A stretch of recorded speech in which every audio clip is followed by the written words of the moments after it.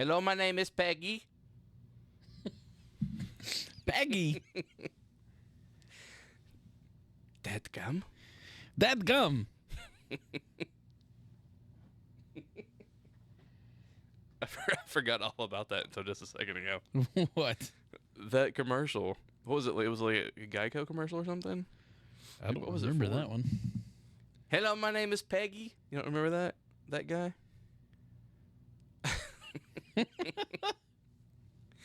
Oh, my. Yeah. Well, somebody listening surely will remember it. I'm not making it up. I believe you. It sounds familiar. Like, I know that it's like in the recesses of my brain somewhere that I should know where that's from, but for whatever reason, I just can't place it. I don't know. Hello, my name is Peggy. Even not being able to place it, it's still hilarious. So, Yeah. Oh, hey, you know what? what? I don't have the time to do all the things that I want to do. Did you know What? that? Did you know that about life? You know how life and you don't have time to do all the things you want to do in life? Yeah, unfortunately, kind of sucks. Yeah. I actually know all about that. Balls. As someone who has a full-time job and on the side coaches high school football and has a child and a wife, Yeah. yeah, I definitely know about not having enough time. So I got home today. Like, I really would like to sit down sometime soon and play my guitar again. Haven't played guitar in forever. Got some stuff I want to do. You know, I've got this stuff to record. I'd like to try and record some stuff. I actually would like to record a little something to play on here sometime. A little ditty. A little ditty. Yeah. But, you know, can't find the time to do it. You only got 24 hours. Yeah. Maybe I'll just wake up, like maybe Saturday I'll just wake up at 3:30 in the morning so I have some time to do something. Maybe. Not likely, but possible. But, as the scriptures say, with man it is impossible, but with God all things are possible. All things are possible. Which actually, I think that passage is going to come up. I had a lot of stuff I wanted to say about tonight's topic that I didn't write much down, which is, actually, I might make a note of that right now so that once we get into it, I won't forget it. So, Yeah. talk amongst yourselves for a second. Yeah, it is a. I mean, again, I'm kind of in the same boat as you. I've listened to some stuff on the topic. I've actually been listening to some stuff on and off because it's came up in some of the lectures that I've had to listen to for classes that I was in. But I just haven't had a lot of time to just like sit down and just like, this is what I'm going to do for 2 hours to study for this topic for what I want to say on the podcast. So, yeah, I've got a little bit of stuff on it, but really for me, this topic is more of a, it's not that I don't care about the scholarship of it, because I absolutely do, and that is absolutely important. But for me, this is one of those logical arguments that I've kind of settled it in my mind easily through that logic and just haven't thought that much about it. Yeah. It's one of those that I haven't really spent a whole lot of time thinking about, but I'd heard different perspectives on it, and let's just get out of the way. What we're talking about today is faith. Yeah, Like, it shouldn't be a surprise. We've teased it a couple times now, but specifically, there's a debate in the scholarship about this phrase pistus Christou, which whether it should be translated as faith in Christ or the faith of Christ or the faithfulness of Christ. And there is like a real debate going on. yeah, like, amongst much smarter people than me and you. oh yeah, yeah. Like, it's a legitimate debate. And I got a rude awakening of that today, trying to do some research. Like, I had I tried to study some today and tried to listen to different people, and even some people that, like, I was actually intentionally going out looking for someone who would take the opposite perspective to see, and it all just made it like, I don't know. I came away just like, I don't know. Well, I think what makes it difficult and extremely interesting, especially for those of us that don't speak the language. We don't speak Koine Greek, whatever. Koine. Koine or Ione? I think it's pronounced koine, but I don't know that. Koine. Yes, just like that. Koine. Yeah, in the Greek, we don't speak the Greek, so it's that's hard enough as it is. But from my understanding, like you said, the phrasing is.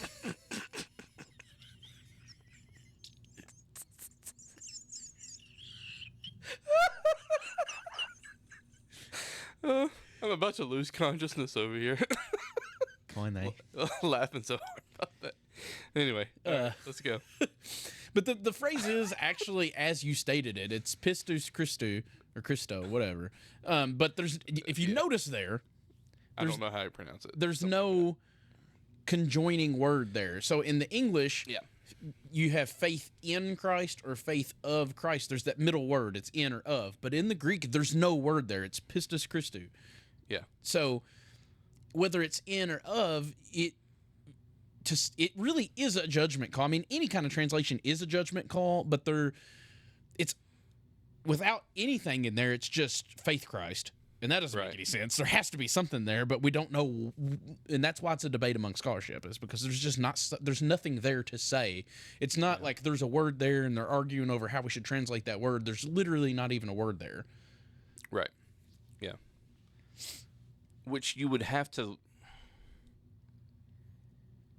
So you have to look at like the way it's used in the context and like other things that Paul says and all of this stuff, and it gets pretty complicated. Absolutely. But there's like the objective genitive and the subjective genitive, and like basically the objective is the one that most of us kind of grew up with, which is basically like it's faith in Jesus. Like basically like you're saved by your faith. Right. You believe as long as you believe the right things, or as long as you have the faith in what you need to have faith in, then you're good to go. Your faith. It's on you. It's all about you. Right. And then there's the subjective is like the opposite of that. Basically, it's the faithfulness of Jesus is what has saved you, because he is faithful, and in his faith, the fact that he had faith when we were unable to, we can have faith because he had faith. His faithfulness. Right. You know? Yeah. It's about him and his faithfulness and his faith versus it being all about us and our faith and how much faith we can muster up and right. You know. Well, and then just talking about the debate among scholarships, that you even have it within the translation of the different Bibles, because the King James Bible actually does translate it as faith of Christ. Yeah. In a lot of places. I don't know if it does it in every case. Right. But yeah. It's like, especially the most, like, kind of the most famous passages that come up within this debate is like the Galatians passages. Yeah. And it does specifically translate as faith of Christ there. But then the newer translations in like the NIV, the NRSV, the NASB, I don't know about the CSB or the ESV, but those other ones that I mentioned, they all translated as faith in Christ. Yeah. Yeah. So it really kind of just comes down to, and actually I was listening to Douglas Campbell, who is like, this is kind of his area of expertise. He spent the last 20 plus years basically studying this Pauline theology, and like he's got a lot to say about this topic. But I was listening to him today, and I got lost in my head while I was talking just then. What did you say? What's the last thing that you said, guy? I was talking about the translations. Yeah. Yeah. So what he was saying is like, he was just very upfront about it, and I actually really appreciated that. He was saying that like immediately whenever you get into this discussion, there is theological biases that you automatically bring to it. And he was like, and that's, you kind of have to, and that's a good thing, because it's not clear. You kind of have to have like, and everybody does that, Right. you know. So I just appreciated that he was upfront about that.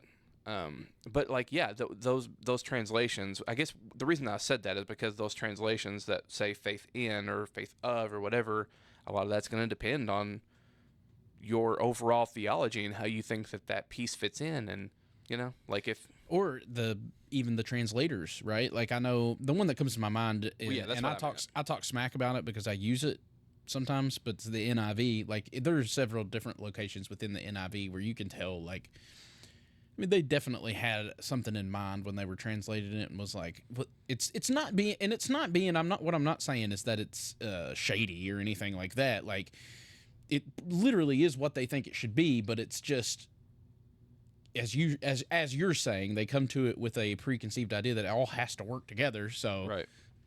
we're going to translate this way, and we've already said it could be either way, and nobody knows. So Yeah.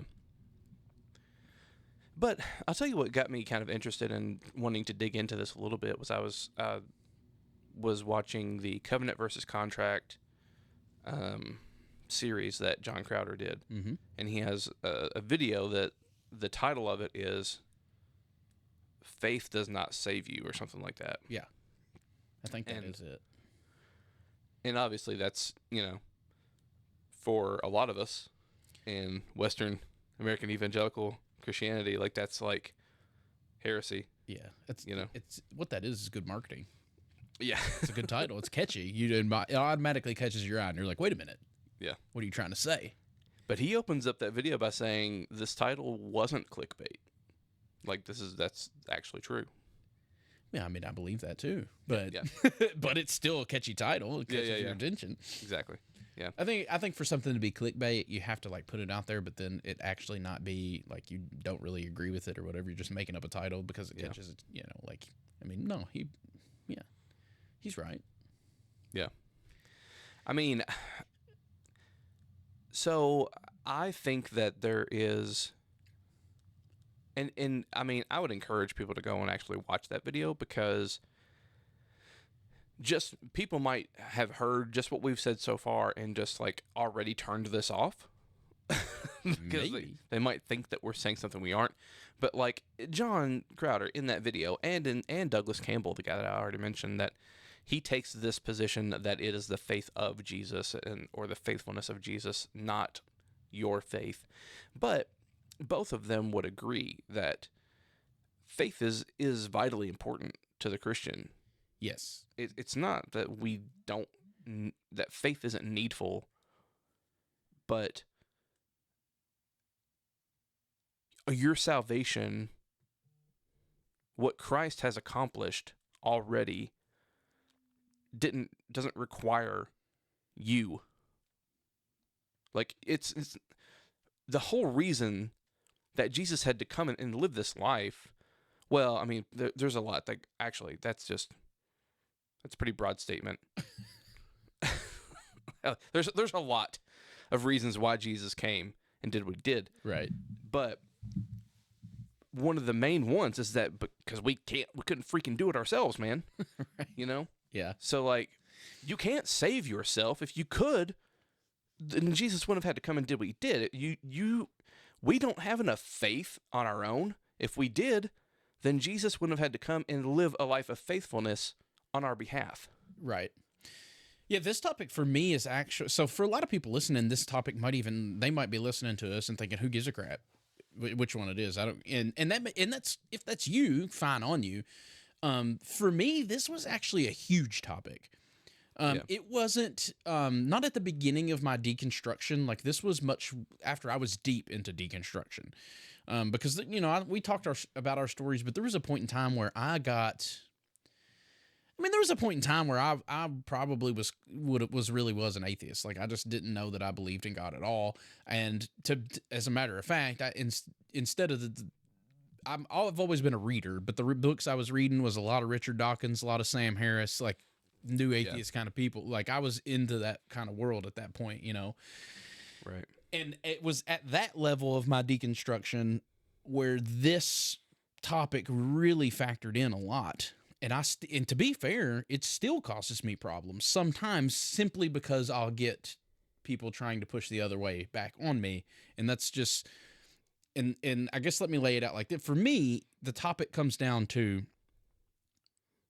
I mean, we're just talking about faith. If you're saved by your own faith, which when people generally say faith in this context, I take that to mean belief. Yeah. But regardless, whether we're talking about, which I think a more accurate translation of the word faith is trust. What it really means is to trust. But regardless, whether we're talking about faith or we're talking about believing something, you can't control that. It's an unconscious thing. Like if you're telling me all I have to do is have faith in Jesus to be saved, but I don't have faith in Jesus, you telling me to have faith in him isn't going to change that. I can't. I mean, if you think you can, take just a second and try to sincerely believe that Odin is the true God. You can't do it because that's not how belief works. That's not how faith works. Yeah. And so if the just God of the universe arranged things in such a manner to where you have to have faith in certain things in order to be saved, but you can't consciously control what it is you truly have faith in, then that's unjust. And I can't believe in that. Like that's talking about what I can and can't control, like consciously. That's just a God that I can't believe in. So for me, it is a very important thing because you're talking about like God made it to where I have to believe or trust or have faith in the right things, which I can't control, and that's not just. What we're reading is that it's by Christ's faith that we're saved, and I'm 100% on board with that because he already has accomplished that. It's not on me. It doesn't matter that I can't control what I believe or have faith in because it's not about me. Yeah. You know what I mean? So Right. for me, it is a huge, very, very important topic. Yeah. But and this is kind of like this is sort of explaining, I think, something that we say on here a lot, but have maybe not really explained what we mean by it. Which is that we've said a lot before that like it's coming to the knowledge of the truth, like accepting what's already true, like. So there is, I guess what I'm saying is like there is a need. You cannot reap the benefits of something unless you acknowledge the truth of it. Or like I mean it's all about relationship, man. Like a covenant is a relational thing. So like if the only way that you experience any sort of like benefits of relationship is your yes is required, so like there is that element, like we're not saying that that's not important, Right. I guess I just want to make sure that that's being heard, that we're not saying that there isn't a response that's necessary for you to Right. to live in this. Yeah, and I think that what we're talking about is like we're covering a vast area of things because ultimately, what I was saying there, and I think what a lot of people get to with this is and I believe I don't have Galatians pulled up in front of me, but I'm pretty familiar with the book. Like he's talking about justification, like being justified by works or by faith. So we're talking about like salvation, like we're talking about the whole shebang. And in that scenario, like, especially if you're somebody, especially that holds to like an unconscious torment view of hell, then like, that's what I'm saying, to where if it's my faith that saves me, that's just not just. Now, to what you're saying, if we're talking about like walking in that truth, and I hate to even use this phrase, but I will just for simplicity, but like reaping the benefits of, Right. then yes, that makes absolute sense, right? It's like the old analogy of like if you were to put $1 million in my bank account, but I don't believe it, then I'm never going to use the money in my bank account because I don't believe it's there whenever the whole time the money's there. Like it's the objective truth of the fact of that money in my account never changes just because I don't believe in it. but the effectiveness of it does. Like my life is changed and altered and completely different because of my belief of whether it is or isn't in the account. You know what I mean? Right. So that's why I think there is a distinction between the two, and like we need to make that clear too. Yeah. Yeah, and that's true whether I really that's true whether either way, if you want to like if whether this phrase is supposed to be translated as faith in Jesus or faith of Jesus, like that what we're saying here is true. So, Yes. you know, and we believe it either way. But I do think that like it just doesn't make it doesn't make any sense to me that God would take the risk of making our salvation dependent on us in any way. Right. You know. Well, especially think about it like this. God made a promise. He made a covenant. And who did he make that covenant with? Himself. Exactly. Yeah. God made a covenant with himself.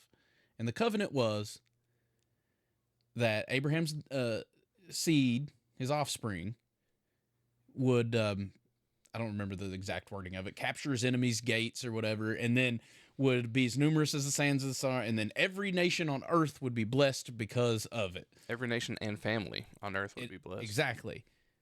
So, if we're saying that our obedience or disobedience, or our faith or lack of faith, has any bearing on that promise being true, then that makes God a liar. And I don't believe God's a liar. I don't believe that we have the power to nullify a promise that God made and swore to himself. A covenant that God had with himself. I don't believe that we can have any power over that. Yeah. That reminded me of another time whenever the Lord swore by himself. Whenever he says in Isaiah that every knee will bow and every tongue will confess. Like, exactly. He said, I have sworn by myself a word that will not return void. And I think in the long run, I think that we all would agree that that's a fantastic thing. Yeah. It's such a weird dichotomy in a way, because it's like we want to be the main character of the story so bad. We have such a hard time seeing it any other way, that like it's completely out of my hands, that I don't have the control over this. But at the same time, I think if we all take a minute to think about it, we're like, thank God it's not in my hands. Like I screw everything I touch up. Yeah. Yeah. Thank goodness it's not up to me to save myself, because if it is, I'm screwed. Yeah. You know what I mean? Like, I think we all know that, but there's just something about us humans. I don't know what it is, but it's like we can't. And I mean, this, to me, it's obvious even in not even talking about theological things, but even in just everyday life, that we have a hard time. Like, think about how angry you get at, or I guess I can only speak for myself, but I get really freaking angry at people that drive really slow in front of me. But that's because, like, my universe revolves around me. These people are inconveniencing me. I have no idea what's going on in their life. Right. But it's because, like, I have a hard time not understanding that the world doesn't revolve around me. Like, I'm not the main character of the story here. You know what I mean? Yeah. Yeah. Man, I have a lot to say about that, actually. I don't know what to say first. It reminds me of what you just said there reminds me of a bit that there's a stand-up comedian. Don't look him up. It's pretty vulgar. But okay. Don't look him up. Wink, wink. Ted Gunn, what is his name? It's Chris something. Chris D'Elia? Yeah, Chris D'Elia. D'Elia. Yeah, Chris D'Elia. But he's got a special on Netflix called Man on Fire. And basically he's making this point that, like, we like to think that we're the main character. We like to think that we're Denzel in the Man on Fire. Yeah. But we're really like extra number 3 or something. Like we're not a main character. We're certainly not the hero of the story. We're not even a main character. We don't even have an actual name in the credits. Right. Absolutely. And thank God. Yeah. Because if I'm the main character in End War, Thanos wins. Like it's right. Yeah. Yeah, that also reminds me though of like, man, it's just how American of us. Yes, Right? absolutely. to make it all about us and our freedom and our choice and our give me liberty or give me death, right? Like Yeah. it's all about me and my individualism and my choice and my freedom. Yeah. But yeah. So,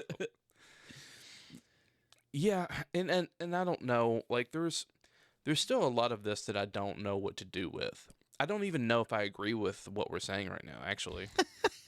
I mean, I think I do, but that was kind of the main takeaway I've had from studying this topic a little bit this week and mainly today. Yeah. Is like, I don't know. I feel like I've got a lot more questions than answers, really. I don't think that that's a bad thing, especially in something that's admittedly, like even among scholars, it's still an open debate that nobody knows, and it's an answer that we never will know. I don't think personally, you know what I mean? So like, I think the right takeaway is ultimately I don't know. I mean that is I speak on it like I do know, but I don't. Like, and I admit I don't. It's just that's the thing that makes the most sense to me, and I have a hard time making sense out of it the other way. In fact, I almost kind of see it. Now, this is I wrote an essay yesterday for my classes, and it was about law and grace. But I use this same example, and I kind of see this. I kind of think it applies, even just talking about this faith. It's kind of like a roundabout, like brings the whole thing full circle, because like if we want it to be faith in Christ, which is our faith that saves us, then that's kind of the opposite of faith. Because when Jesus died, according to the Gospel of John, literally the last breath he took, he uttered the phrase, "It is finished." Yeah. So what is true faith? True faith is believing and trusting. Again, remember, the word faith doesn't really mean necessarily believe so much as it means trust, but belief can also work there. Like, do you really believe, or do you really trust that what Christ used his last breath to say to be true? Because if so, then it's finished. Like, it's not about you. By trying to make it about you, whether we're talking about law, which is works, Right, or we're talking about your faith, which I would argue makes your faith a work, but regardless, it's still a lack of trust in what Jesus accomplished. It's a lack of trust that when he said it's finished, it's actually finished. right. So by trying to make it about our faith, we're actually showing our lack of faith. It's like a full circle. Yeah. Right, yeah. Yeah, it's frustrating. I don't know. I'm not sure what to say. I mean, I really do think that this is an important thing, which is why I think it's kind of frustrating to me that I don't know what to say about it. Because I think that there's real implications to it either way. Like, I think that one phrase translated as faith in versus faith of, it really does change a lot. Mm-hmm. So, again, we've already hit on it, but I would agree that we both think both. We are saved by Christ's faith. Now have faith in him. Right. It's both. Well, something that I think is probably worth pointing out is, like, I think that Jesus, and this is something that I hadn't really thought about, or this is like kind of an angle on it that I hadn't really thought about until recently, but like, I think that a lot of the stories in the Gospels are actually pointing to our inability to be faithful. Mm-hmm. I mean, I think that so much of the scripture actually talks about that over and over and over again, like that Israel is unfaithful. Yep. We just talked about that in the last episode. Like, Israel is compared to Gomer, harlot who is unfaithful to her husband. You know, like, there's so much of Scripture that is pointing to this fact that we can't hold up our end, you know. And I think that, but one thing that I think Jesus, one way that I think Jesus points this out that I didn't really recognize it this way until recently, is like Jesus is pretty inconsistent about how you get saved in the Gospels. Actually, like Yeah. he, like for example, there's two examples that I think are kind of illustrate it pretty well. He tells Nicodemus, you have to be born again. Born from above. Born from above. And so it's a faith thing for Nicodemus. Faith in him, faith in Jesus, belief in Jesus. You got to believe me. Well, think about who Nicodemus is. Like he wouldn't even meet with Jesus in daylight. Yeah. They had to meet in secret. You know, why? Because Nick was scared, man. Like, like He was a man of authority and power. right. Yeah, and obviously Jesus was not very liked by the Pharisees and like Nick's buddies, you know? So like for him it was believe me, trust in me, have faith in me. Right. Which that would have been really hard for him to do, especially it goes back to the law versus faith thing, right? Like if you want to justify yourself by the law, by your works, which is what the Pharisees were kind of known for, then this whole idea of it just being about faith, well, that's hard.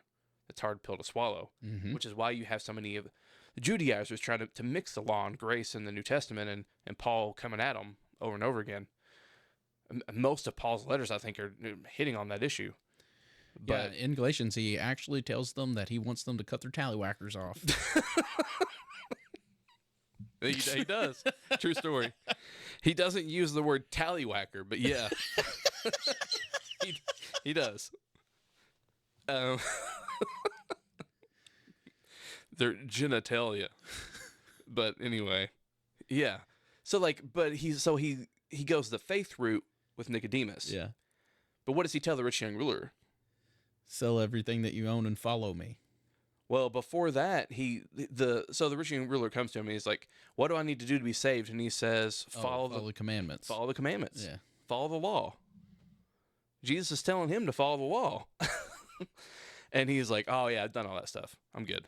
But then he says, "Well, sell everything you have and follow me." And like that's not in the law, but it's a work, kind of, you know, like it's not. It does require faith, I guess, to some extent.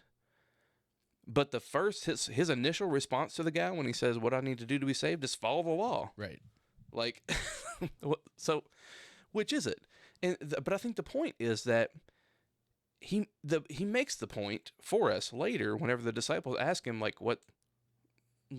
if this guy can't be saved, like, who can be saved? He's like, with man, it is impossible. Right. With men, it is impossible. But with God, all things are possible. In other words, you can't save yourself. Don't try. You can't try. Like, I mean, you could try, I guess, to justify yourself, but ultimately you can't. Right. Like, and all these stories about him, like, rebuking the disciples for their lack of faith, I think maybe that's trying to point us to the fact that, like, man, we just can't be. We can't be as faithful as we need to be. That's why he had to come and be faithful on our behalf. It's actually, now that you say that, it's kind of funny thinking about that because it's the dudes that lived with him. Right. Like, yeah. I read this yesterday, actually. I found it fascinating because if you ever read the account of, like, when Jesus first calls his first 4 disciples, he literally just walks up to these rando dudes who are working. They're out there fishing for a living. And he's like, "Hey, follow me." And they're like, "All right, let's go." And they just leave. Right. And then, so that's Andrew and Peter. And then the next 2 are the sons of Zebedee, James and John. Yeah. They just leave their dad on the boat. Like, "Come and follow me." Okay. Yeah. Like, these are dudes that literally, Say no more, fam. Yeah, just they didn't have to see any works. They didn't need any proof. They didn't need anything. Just Jesus saying, "Follow me," and they left everything behind to follow him. But those are the same dudes that were in the ship in the storm that Jesus rebuked and said, "Ye of little faith." Yeah. I mean, come on. Like, do you think your faith is going to be any better than theirs? Like, yeah. That's something I thought about today. Also, was like how he rebukes the disciples over and over again for their lack of faith. And actually, if I'm not mistaken, the only people that he like brags on their faith are the people that you wouldn't expect him to do so. Like the Syrophoenician woman. yeah, that's the first one that came to my mind. And the Centurion, whose was it his daughter was sick or his servant? Either way, yeah, he was a Roman soldier. Right. So both of them are Gentiles. Right. You know, and was the woman that had the issue of blood, was she a Gentile also? I don't know. Anyway, she was like unclean, right? Quote unquote. Yep. According to the law.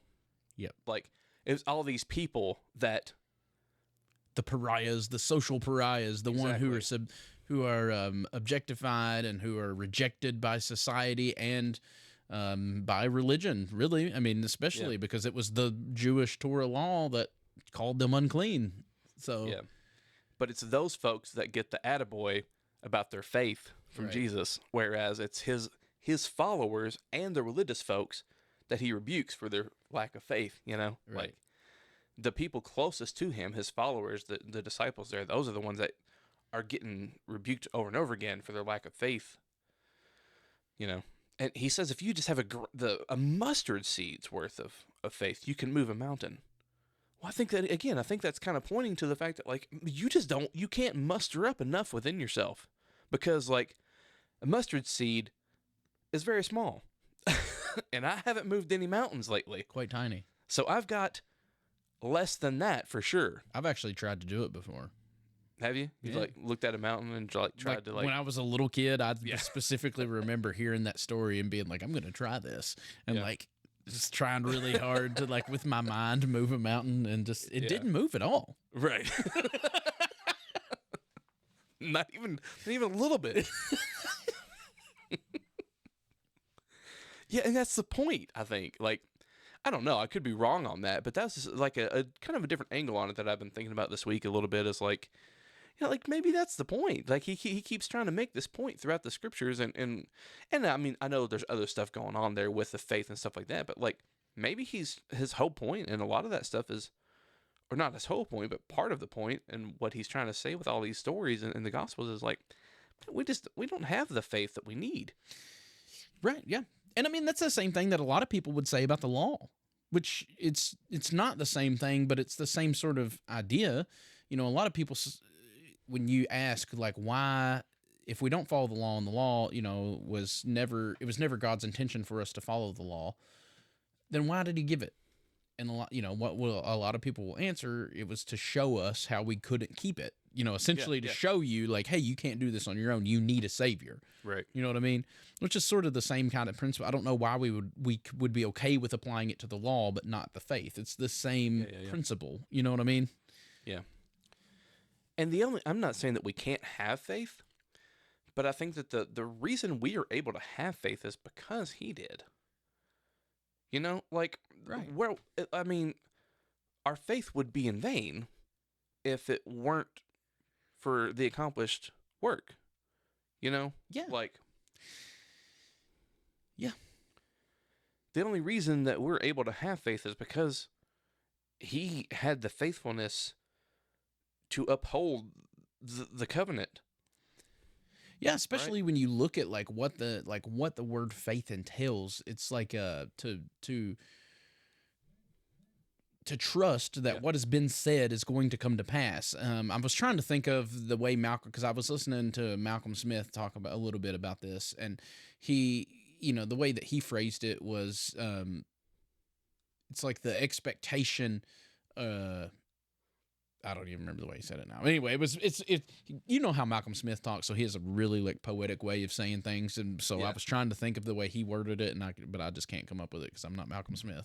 But but it was essentially like that. It's the trust that the outcome that God said is going to occur is going to occur. That's what it means to have faith. It's to have this great expectation that what is going to come, that what he said is going to happen is actually going to happen. I mean, so by Christ's faith, who believed what God told him, God the Father, right, to follow it through all the way to the end. Because remember, in the garden, right before he was arrested, he said, I would that this cup would pass from me, but your will. Right. So that right there to me is his statement of faith, saying, I'm going to take this, I'm going to follow it through all the way to the end. Yeah. Regardless, that is the to me, the moment of faith for him. Like, obviously there was a tons of moment of faith, but I'm talking about the ultimate like culmination of it all. Like, I'm going to follow this thing through all the way to the end because I have faith that you're going to raise me up out of this tomb. Right. Yeah. But his faith led to that occurring, and then because it occurred, now we can have faith because we've seen the promises that God made live out. Yeah. You know what I mean? Like, it's in the fact that he trusted it and had faith in it allows us to have faith in it because we've seen it play out with him. Like, he's overcome death. So now we know that we are also going to overcome death. Like, death has been defeated, and we know that because Jesus defeated it. Yeah. Because he had faith, now we can have faith in that.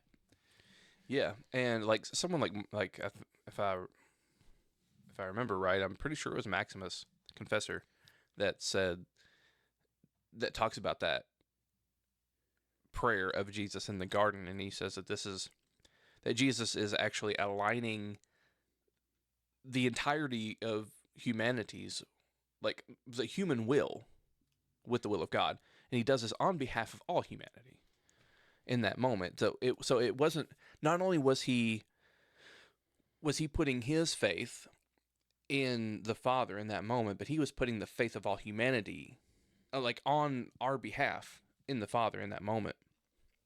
Right. Which I think is really cool, and I don't even know what all the implications of that are.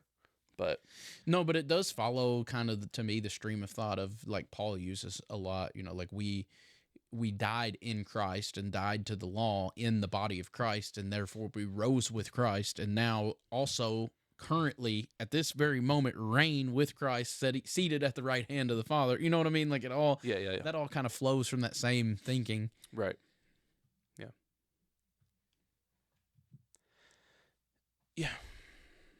I don't know. It's a lot to think about.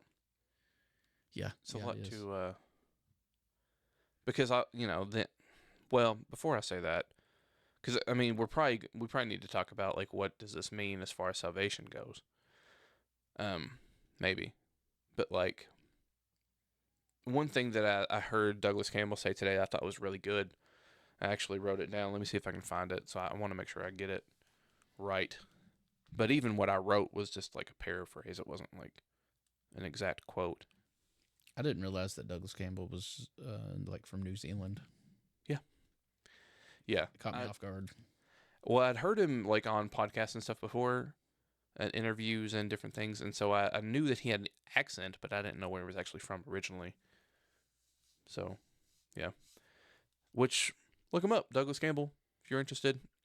If you like to nerd out with, the more scholarly stuff. Yeah.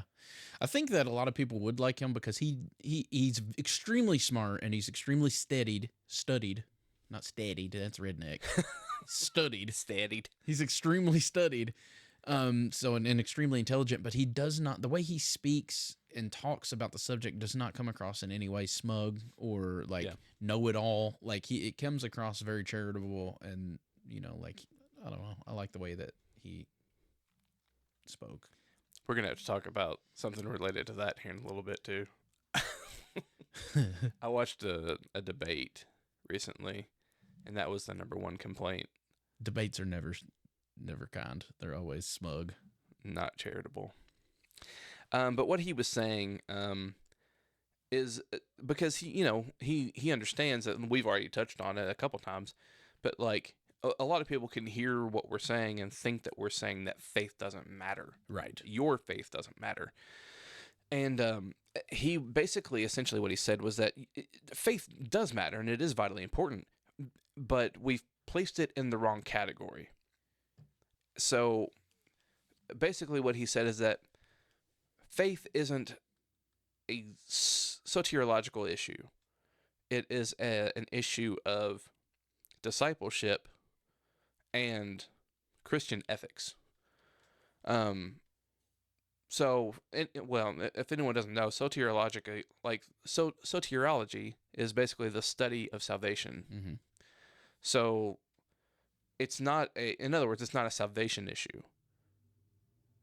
Your faith isn't in the category of salvation, but it matters insofar as you living a life of, like, an ethical life and a life of discipleship. Right.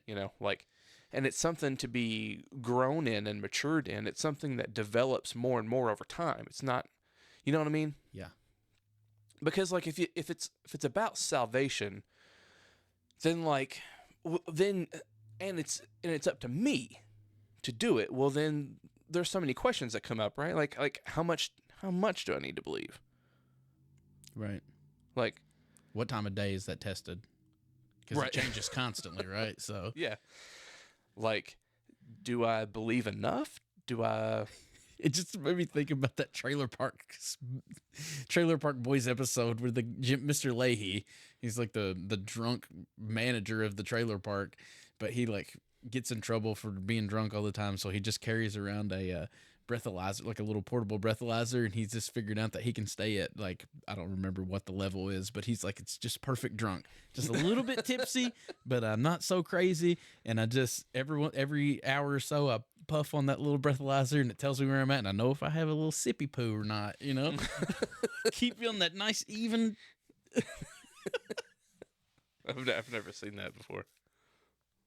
It's hilarious. I love that show. Kelly hates it. That sounds about right. But anyway, yeah.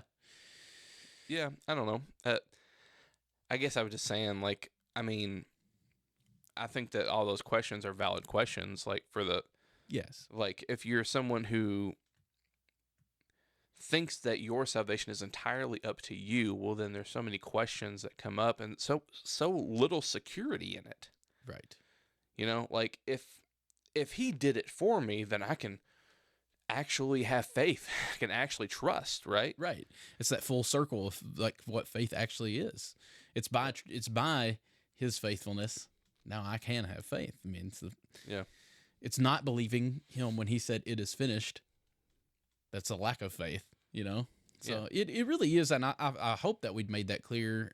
If not, I want to make it even more clear that, like, yeah, obviously what we are not saying is that your faith doesn't matter, but to echo what Mr. Campbell said, it's not a salvation issue. Yeah, because God's going to accomplish what God's got to accomplish. Yeah, which does bring up, probably some people are wondering what about hell then? Probably not. If they're listening to this show, they know what. Well, I mean, we believe in a hell of some sort. Yeah. I think it's a valid question. Boy, do I ever. I have to listen to some of the music these high school kids listen to. So trust me, I know about hell. But, like, it does raise that question, though. Like, what about judgment, and what about hell and stuff like that? Like, what about the passages that point to that, the idea of there being, like, who is it that goes to hell then? Like, if, you know what I mean? And I think that, like, or what even is hell? All of these things factor into this discussion, I think, for sure, because, like, right, if we're saying that he's already done it, it is finished, and he did it for everybody, and it's already a finished deal, right? Like, everybody is saved, yes, but we still need to come to the knowledge of that and live it out, right? Well, then, who are the ones experiencing this judgment. Are you asking me? I mean, yeah, I was, Okay. but I thought you were going to give the answer. Like this was your topic. So, who is the one experiencing judgment? I don't know. The scriptures say that we're all salted by fire. right. Yeah. So then I guess what I'm trying to think through Mm-hmm. is like,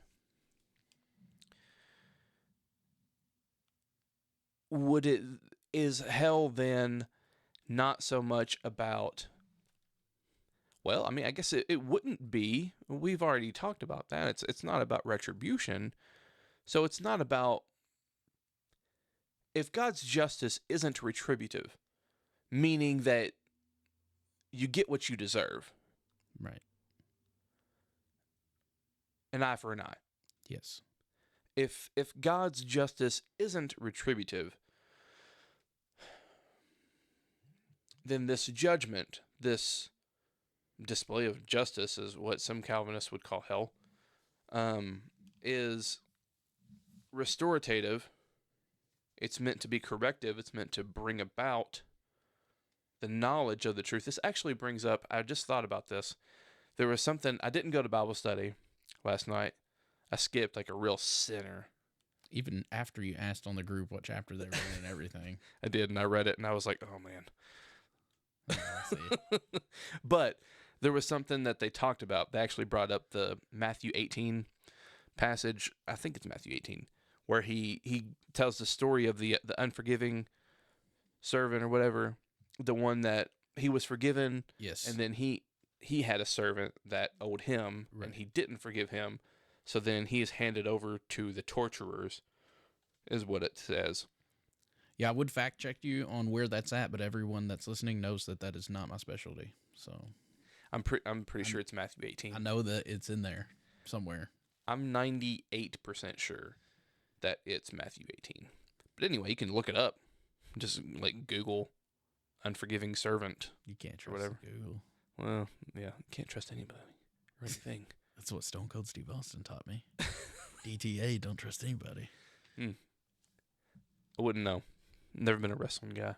That's unfortunate for you. Well, but anyway, yeah, like in that parable, or I don't know if it's whatever. I mean, they talked about it a certain way in the book, and I was like, I don't know if I agree with that, because I've actually done quite a bit of study in that on those words, because that is the same family. It's the word that's translated there as torturers is part of the same family of words that has to do with the torment of the lake of fire in Revelation. Right.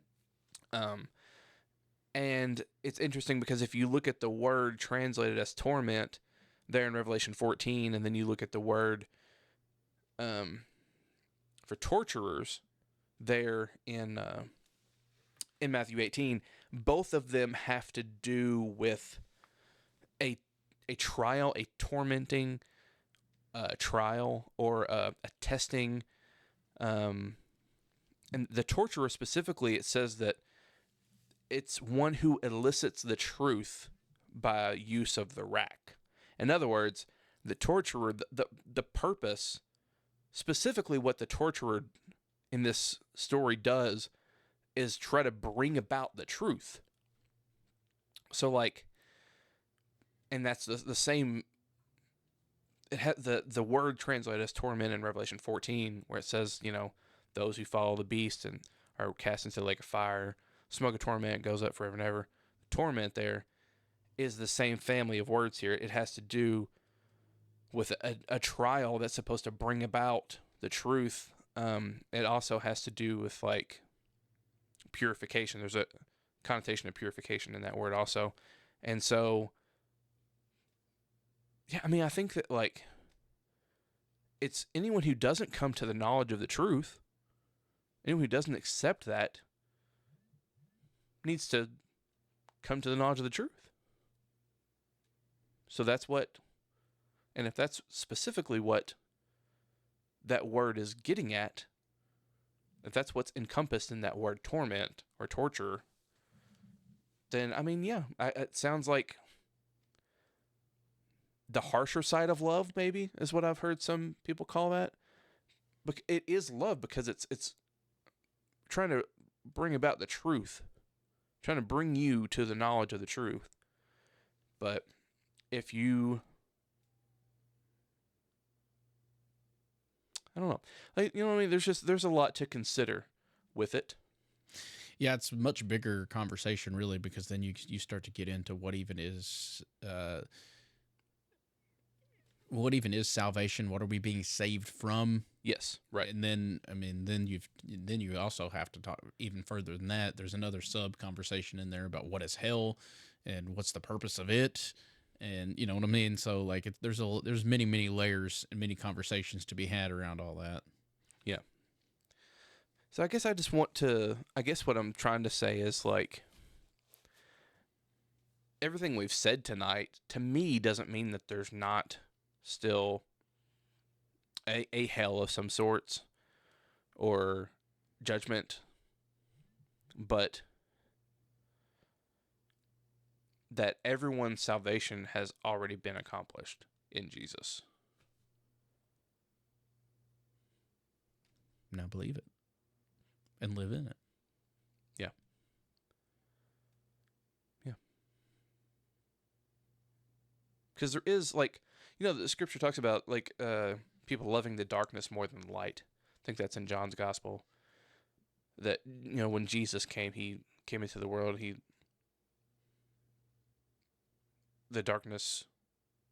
the people loved the darkness more than the light. I think that's in John 1. Like, somehow I think that there is, if you love the darkness, then being in the presence of God who is light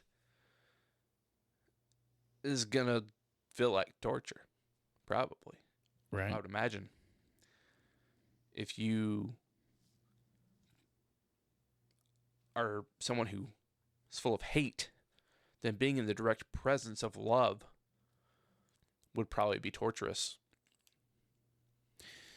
Yeah, and I mean, going perhaps even the "what are you saved from" question goes back to the fact that you can still go through that purification process. It's the overcoming of death. You're saved from death. Because before death was defeated, you would die, and that is it. Remember the story. I mean, a lot of people want to talk about the story of Abraham and Lazarus, or not Abraham, Lazarus and the rich man, as if it's like well, that's before Jesus. Like, that's pre-cross. Like, there's a chasm that can be crossed, but that chasm was crossed by the cross. Yeah. You know what I'm saying? So, like, Yeah. perhaps that's what we're talking about here is, like, before Christ's faith saved us from death, death was the end. But Right. because Christ defeated death through his own faithfulness, even when we die, it's not over. Like, we still can go through that lake of fire that purifies us, that brings us to the truth, even though it's not pleasant. Mm-hmm. It's not the end. Right. Death isn't the end for us. Right. You know what I'm saying? So perhaps maybe we've just had and this is, I mean, the thought literally just came to my mind as we were talking about this, so I haven't like fleshed it all out or anything, but perhaps the object of salvation, maybe we've kind of focused on the wrong, maybe the object of salvation was never quote unquote hell, whatever that is, but it was death itself. Yeah. Right. Which is, I mean, again, that's why, like, it's Genesis 22 is where that promise, that covenant that God made with himself. I wanted to read look it up to see the exact wording of it, because it does say, it's Genesis 22, starting in 15. The angel of the Lord called to Abraham a second time from heaven and said, "By myself I have sworn, says the Lord, because you have done this and have not withheld your son, your only son, I indeed bless you and will make your offspring as numerous as the stars of heaven and as the sand that is on the seashore.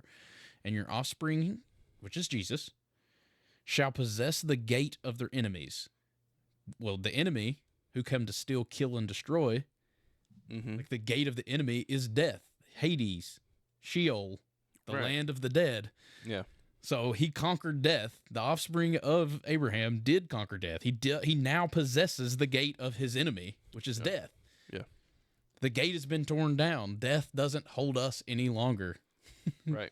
You know what I mean? Right. Jesus tells the disciples that I think he's speaking to Peter specifically. He says, "On this rock I will build my church, and the gates of hell or Hades, the gates of Hades, will not overcome it." Right. Well, that's because we just read right here, Abraham's offspring, which is Jesus, has possessed the gate of his enemy, which is death. And by your offspring shall all the nations of the earth gain blessing for themselves because you have obeyed my voice. So, like it's salvation from death that allows us to go through that purification, even after death, because death is nothing to us. Right. It's just the passing from one plane to the next. Yeah. Yeah. That actually leads right directly into something I kind of wanted to talk about if we had time, which was what I was saying earlier when I watched a debate. Yeah. The debate was between an annihilationist Mm-hmm. and a universalist. And it was just interesting. Like, all that stuff that you're saying there is all kind of some stuff that I've been thinking about this week anyway, because I had watched this. I didn't even finish it because it was kind of like, Debates suck. yeah. Always. I'd like to watch them a lot of times, but this one was pretty unevenly matched. And actually, it bothered me to the point where I actually left a comment on the video saying that I didn't think it was a fair. And there's nothing. So it was on Preston Sprinkle. You know him. I know the name. I couldn't pick his picture out of the crowd, but I know who he is. It was on his YouTube channel. And it was Chris Date, who is a pretty well known, does a lot of debates, annihilationist, and George Saris, who is a Christian Universalist. Not to be confused with George Soros. Right. I almost said that when I was saying his name. George Saris is he's a very well-spoken, very intelligent guy, but I don't think that some people just don't have. There's a certain kind of personality, a certain kind of person it takes to be that has to be good at debating. Yeah, debating itself is a skill. Right. And so it's not that George Saris is not very intelligent and well studied. He's very intelligent, he's well studied, and he's well spoken. He's very articulate. He's got a great voice. He actually does a lot of voiceover work. Yeah. He's done commercials and stuff like that. He's also done like there's certain translations, I can't remember which one. Maybe it's the NIV. Like if you go on the Bible app or whatever, the U version Bible app, and you listen to the NIV, I'm pretty sure that's him. Oh. It's his voice. So, but it just seemed like Chris was just, that's his world. Yeah. He's a debate guy. He's good at it. But anyway, some of the things that, so I've been thinking about annihilation quite a bit this week, and everything that you just said a minute ago was what do you say to that if you're an annihilationist? Has death been defeated or not? Because if it's annihilation, well, that's death. That's just like an eternal death, right? Right. But has death been defeated? Sounds like death is actually kind of the winner. Right.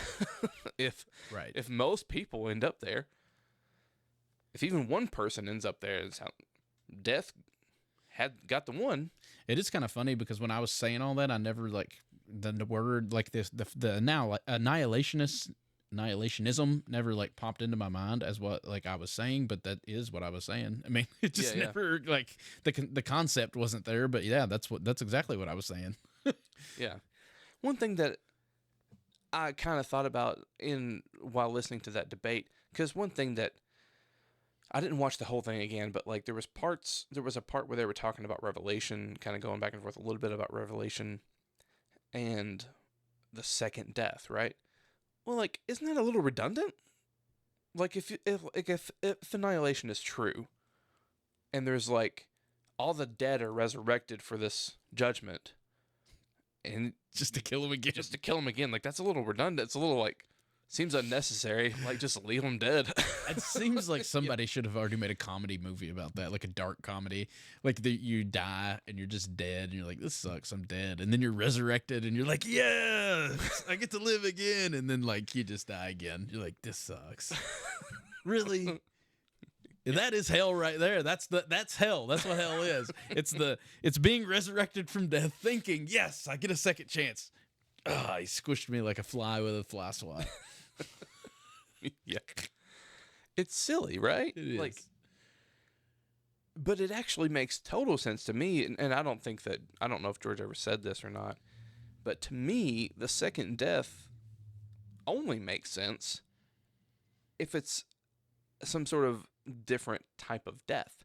Like, you die your first time, right? Like, you cease to live in this earthly existence. That's your first death. Your second death is the death of your old man. It's the death of the false self. It's the death of the one that loves the darkness more than the light, right? Right. Yeah, it's Galatians 2:20. It's no longer I live, but Christ which lives in me. Yeah, You know what I'm saying? Like, Right. you died the first time in the physical, like my body died. That second death is when I willingly release my life and say, it's no longer my life. It's no longer I that live, but Christ which lives in me. Yeah. And this life that I now live in the flesh, which won't be the flesh then, live Right. by the faith of the Son of God. Right. Not the faith in the Son of God. Yeah.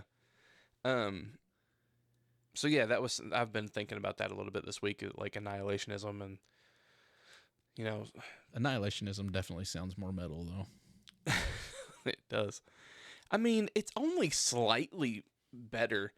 Actually, I was listening to John Depew and the other guy, I can't think of his name, Ethan something, and they were talking a little bit about annihilationism, and John made a good point. It's kind of like, I mean, is it better than eternal contest torment? I mean, maybe only slightly. Yeah, I think it is better.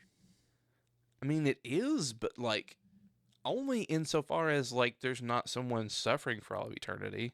Right. The bar's set pretty low there, but I mean, it is better in that respect. But Like, is seems more just. But is it good news? Right. It's better news than eternal contest torment, but it's not. Because I'm pretty Good sure news. that angel, when Jesus was born, said this was good news to all people. All people, yeah. So I don't know.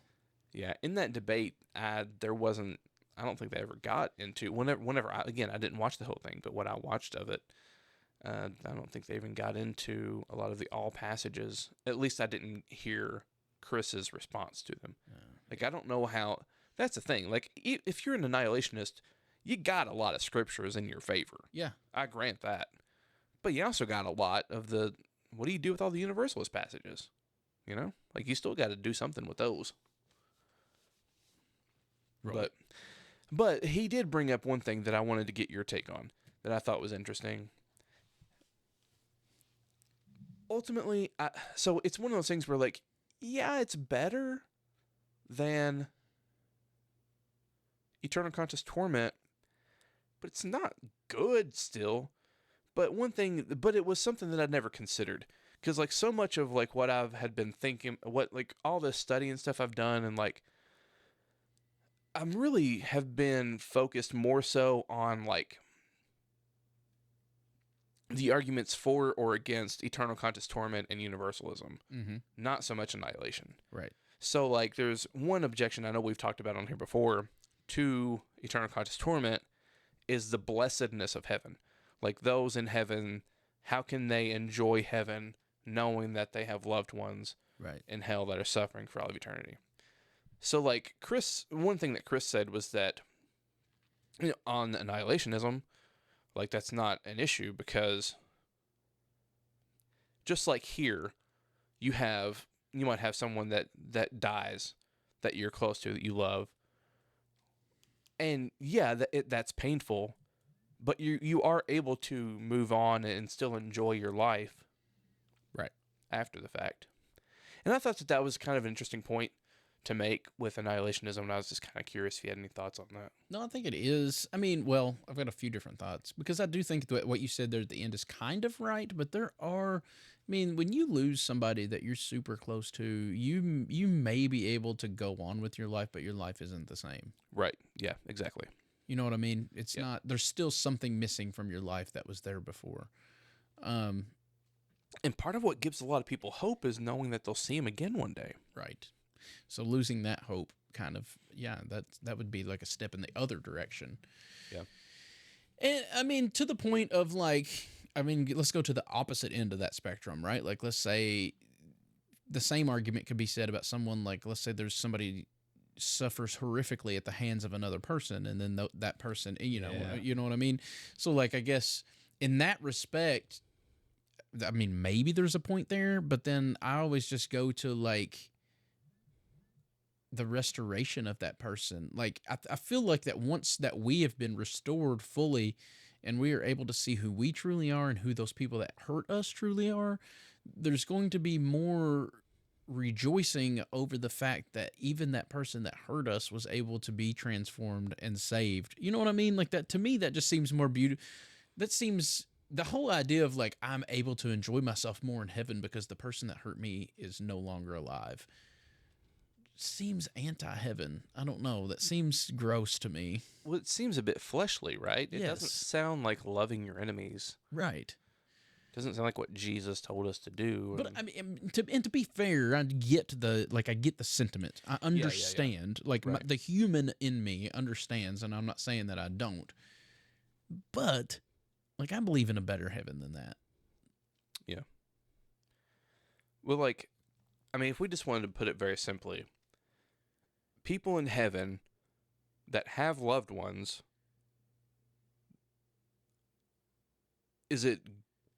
which is better news? That you have loved ones that are suffering for all of eternity, you have loved ones that you'll never see again because they've been annihilated, or you have loved ones that you're going to spend eternity with because they've been transformed by the love of God. Seems like a pretty obvious. Which one's the good news there? Seems like a pretty. One of these things is not like the other. Exactly. Like, I mean, it's just good news. Right. There's no other way around it. Universalism is good news. Yes. So, like, and we can say, like, I know that we've given Mike Winger a hard time from time to time on here. Yeah. But You have. I don't really know the guy. well, he's kind of frustrating to listen to sometimes, and particularly he did an episode on hell a while ago. Well, it's been a while, like maybe even a couple years ago. I don't remember exactly when he did it, but basically his point was like, you can, and there is something about it that is like noble, I guess. But basically his point was to say, like, we may not understand it, we may not be able to make sense of it. We don't know how it can be loving and just, but like, just trust that one day it'll make sense to you. Right. And so like, there is something about that that's like noble, I guess, to just say like, well, I believe this is what God has said, and so I'm going to believe it, even though I don't understand it right now. Right. One day I'll understand it. One day I'll be able to see as God sees. But man, hasn't God showed us who he is in the person of Jesus already? Exactly. And that same argument can be said about universalism. Right. Yeah. I don't know how it's going to work, but that's why I always think at the very minimum, I can't understand how at least everybody isn't a hopeful universalist. Yeah. Which is, where you're not comfortable saying, I think everybody's going to be saved in the end. I think all things are going to be restored. I'm not comfortable saying that because I don't see it in the scriptures and I'm not sure how it's going to work. But at the very least, I have hope that God is going to be able to accomplish what he wills to accomplish, which nobody denies that the scripture says it's God's will that all men shall be saved. So yeah, I think at the very least, everybody has to be hopeful of that. Surely. Right. You would think. Maybe unless you love darkness more than the light and don't realize it. And then you're a child of your father, the father of lies. Yeah. Yeah, man. I don't know. I feel like there's a lot more we could say about it.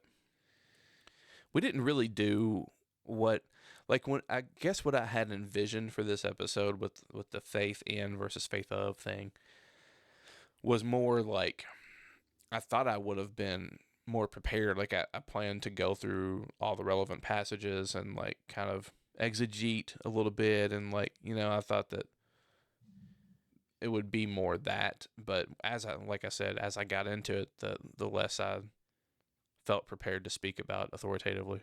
So, yeah, I mean, I really didn't have a vision of how it was going to go, so I was just winging it. But I felt like this actually probably went better than just trying to go through a bunch of Bible verses would have. I don't know. yeah, It probably. felt like a good conversation to me. Yeah, I agree. For sure. For sure. So what are we going to talk about next time? I don't know. We've got a whole list of stuff. At some point, we need to talk about eschatology, but that one will require some more study. I've got at least 2 books in my library that I want to read before we talk about that, and I have 3 that's ahead of it on the schedule that I have to read for class, and then I've got 1 that I'm 70% through. So I need to be able to read 3 1/4 of a book, and then I can start reading my eschatology books. Okay, well, we got some time then. So I read books pretty fast usually. Just depends on how much free time I have. I'm going to the beach though, so I should get at least 2 of those read. Well, there you go. Yeah, I don't know. I suspect, like, I'm probably going to read this book that I just got. It's a Robert Alter book about translation. I suspect that that's going to bring up some stuff. Oh, I'm down to talk about that anytime. If we're talking about translations and the Bible, I'm in. Let's do it. Yeah. But I don't know. I mean, we can figure it out, though. Yeah. Maybe the folks should send us a message. I just didn't know if we had something we could tease the people with it. But no, we'll leave this. If you're still listening at this point in the episode, we're reaching out to you and saying, hey, what do you want us to talk about? Actually, by the time you hear this, we will have already recorded our next episode. But oh, yeah. We're actually a few ahead.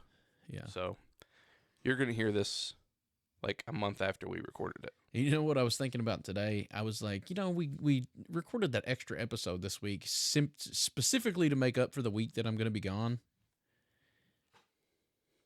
And then we could have just done Skype or whatever, FaceTime, like Skype, because we've never done that, and it would have given us a good opportunity to try it out to see how it worked. Yeah. I mean, I guess we still could, and then if it we doesn't work right, we at least have the one extra one that we did. But right.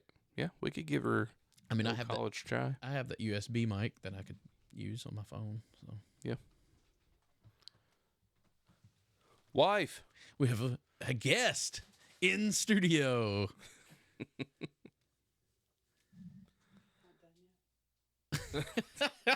Yeah, we're about done. Yeah, we're wrapped up. We got just a couple minutes left, probably. We're just trying to think. We're just chewing the cud. What do you think we should talk about next week? Give us a topic.